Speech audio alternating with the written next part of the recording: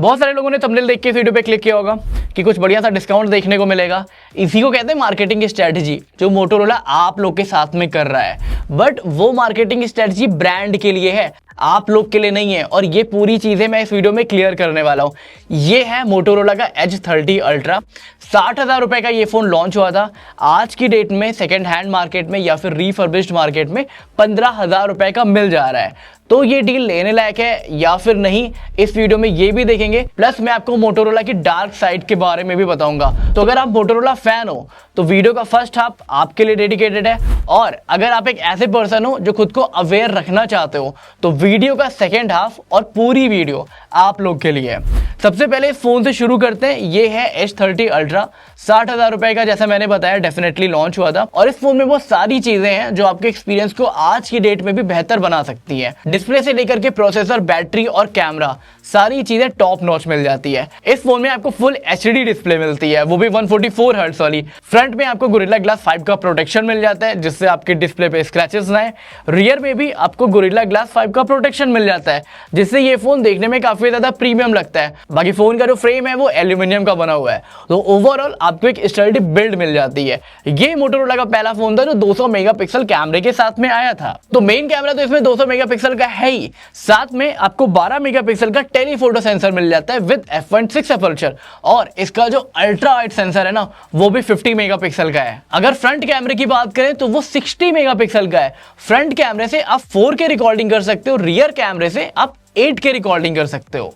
अगर प्रोसेसर की बात करें तो इस फोन में आपको 8+ Gen 1 मिल जाता है। मतलब आज की डेट में भी आप कह सकते हो कि अगर आपको कैजुअल गेमिंग के लिए फोन चाहिए, इनफैक्ट उससे बेटर परफॉर्मेंस वाला फोन चाहिए, वीडियो एडिटिंग वगैरह करना चाहते हो, तो इस फोन में आप डेफिनेटली अच्छे से कर सकते हो। इन डिस्प्ले फिंगरप्रिंट स्कैनर है, डुअल आपको स्टीरियो स्पीकर्स मिल जाता है।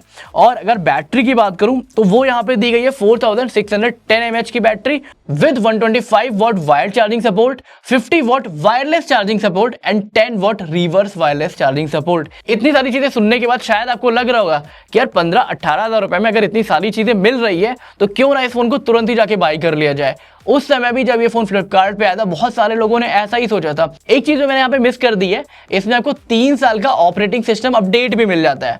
मतलब ब्रांड का ऐसा कहना था कि अगर आप 2022 में ये फोन खरीद रहे हो तो 25 तक आराम से यूज कर सकते हो। मैंने भी ये सोच करके फोन बाय कर लिया था कुछ टाइम पहले रिफर्बिश्ड में। और रिफर्बिश्ड में हमेशा चीजें अच्छी नहीं होती, कुछ चीजें तुरंत खराब मिलती है, कुछ चीजें कुछ टाइम के बाद खराब होती है। अब सेकंड वाला जो पार्ट था वो इस फोन के साथ में हुआ। ये फोन काफी अच्छा चल रहा था, मेरी ही गलती की वजह से ये फोन गिर गया। अब इसमें क्या होता है, जो कैमरा आप मॉड्यूल देख रहे हो ये बाहर आ गया था, तो उसकी वजह से इसमें आ गई डस्ट। अब डस्ट की वजह से जब भी मैं इस फोन से फोटोज कैप्चर कर रहा था, डिटेल्स अच्छी आ रही थी विद ब्लैक स्पॉट, और वो ब्लैक स्पॉट काफी ज्यादा एनोइंग था।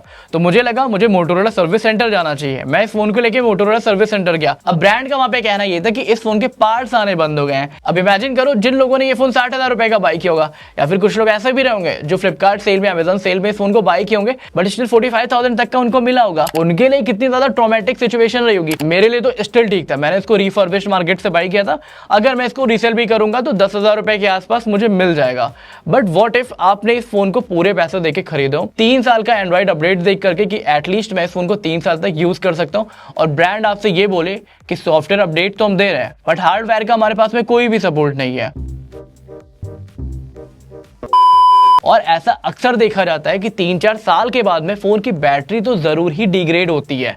आपको बैटरी भी ब्रांड की तरफ से नहीं प्रोवाइड कराई जा रही है। और वीडियो का जो सेकंड पार्ट है वो यहीं से शुरू होता है, क्योंकि मुझे मोटोरोला को कॉल आउट करना था, मोटोरोला के फैन बॉयज को कॉल आउट करना था, ऐसे लोगों को कॉल आउट करना था जो सालों साल मोटोरोला की बहुत बुराई करते हैं, बट जब सेल आती है पेटीएम पर 75 रुपए प्राप्त हुए तो मोटोरोला की मार्केटिंग को खुद से प्रमोट करने लगते हैं और अपनी वीडियो में सारे ही फोन मोटोरोला के ही खाली सजेस्ट करते हैं। पॉइंट नंबर 1, क्या मोटोरोला बेकार फोन्स बनाती है? आंसर है नहीं।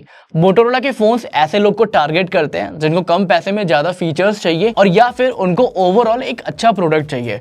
तो आप 15,000 लगा रहे हो, 20,000 लगा रहे हो या फिर 30,000 लगा रहे हो, हर प्राइस रेंज में इनके बेस्ट फोन्स मार्केट में अवेलेबल हैं। क्या इनके फोन पे हम लॉन्ग टर्म तक भरोसा कर सकते हैं? डेफिनेटली मोटोरोला के फोन्स पे आप लॉन्ग टर्म तक भरोसा कर सकते हो, बट कुछ चीजें फोन्स की ऐसी होती हैं जो खराब हो सकती है।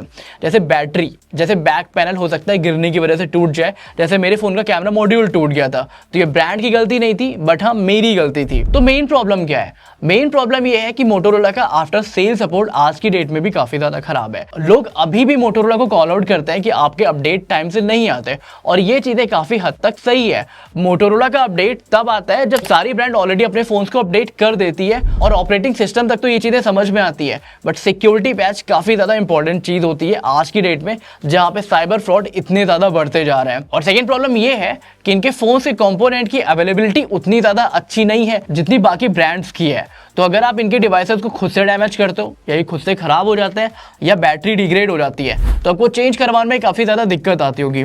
और ये फोन जो केवल 3 साल पुराना है, मेरे हिसाब से इसका सपोर्ट तो अभी ब्रांड को देना चाहिए था, क्योंकि सैमसंग जैसी कंपनी ने उनके फ्लैगशिप प्रोडक्ट S9 का सपोर्ट 1 साल पहले बंद किया था। इसीलिए मुझे कहीं ना कहीं लगता है जो मैच्योर ऑडियंस है वो आज की डेट में भी सैमसंग को पिक करती है। और अगर आप एप्पल को भी देखोगे तो उनके सर्विस सेंटर पे पुराने आईफोन्स को आज भी जाके आप रिपेयर करा सकते हो, और ये सारी चीजें कंज्यूमर और ब्रांड के बीच में ट्रस्ट बिल्ड करती है। नो मैटर वॉट, आप कितने भी अच्छे प्रोडक्ट बना लो, आप कितना भी वैल्यू फॉर मनी का टैग ले लो, आप अपनी कितनी भी मार्केटिंग करा लो, अगर आप कुछ बेसिक चीजों पे ध्यान नहीं दे रहे हो तो कंज्यूमर्स आप पे ट्रस्ट नहीं करेंगे। और एक यही रीजन है कि अगर कोई क्रिएटर मोटोरोला के सपोर्ट में वीडियो बनाता है तो उसको काफी ज्यादा बैकलैश देखने को मिलती है, क्योंकि आज की डेट में यूजर के लिए जितना इंपॉर्टेंट है फोन खरीदना, फोन पे ऑफर्स लाना, वैल्यू फॉर मनी वाली चीजों को टारगेट करना, और उतनी ही इंपॉर्टेंट आफ्टर सेल सर्विस भी है। तो dear Motorola, if you are watching this video, please fix your updates and component availability. अब एज अ व्यूअर आप क्या कर सकते हो? सबसे पहले तो आपको ये डिसाइड करना है कि आपको लॉन्ग टर्म तक फोन चाहिए या फिर शॉर्ट टर्म में आप फोन चेंज करते रहते हो। अगर आप शॉर्ट टर्म में फोन चेंज करते रहते हो फिर तो कोई दिक्कत नहीं है। जो भी प्रोडक्ट आपको मार्केटिंग में अच्छा लगे, जो भी प्रोडक्ट आपको ऑफर में अच्छा लगे, जो भी प्रोडक्ट आपको रिफर्बिश्ड मार्केट में अच्छा लगे, चुपचाप से जा करके उठा लो और यूज करना शुरू कर दो। और अगर आपको लॉन्ग टर्म तक फोन यूज करना है तो मेरी रिक्वेस्ट आप लोगों से ये है, थोड़े से ज्यादा पैसे लगाओ बट ऐसे डिवाइसेस लो जिनका आफ्टर सेल सपोर्ट अच्छा हो। और बाकी जो हार्डकोर टेक फॉलोअर्स हैं उनसे एक अपील है, जिस तरीके से आप मोटोरोला, इन्फिनिक्स को कॉल आउट करते रहते हो अपडेट पॉलिसी को लेकर के, कुछ उसी तरीके से आप कंपोनेंट पॉलिसी को लेकर के भी कॉल आउट करना शुरू कर दो। बाकी आप लोग कमेंट करके बताना कि क्या किसी और के फोन में ऐसी कोई दिक्कत आ रही है या फिर किसी और ब्रांड के साथ में आपका एक्सपीरियंस खराब रहा है, तो डेफिनेटली हम उसको नेक्स्ट वीडियो में कॉल आउट करेंगे। इस वीडियो के लिए फिलहाल इतना ही रखते हैं। ऑल द बेस्ट मोटोरोला, जो भी आप कर रहे हो। This is Nikhil Srivastava signing of.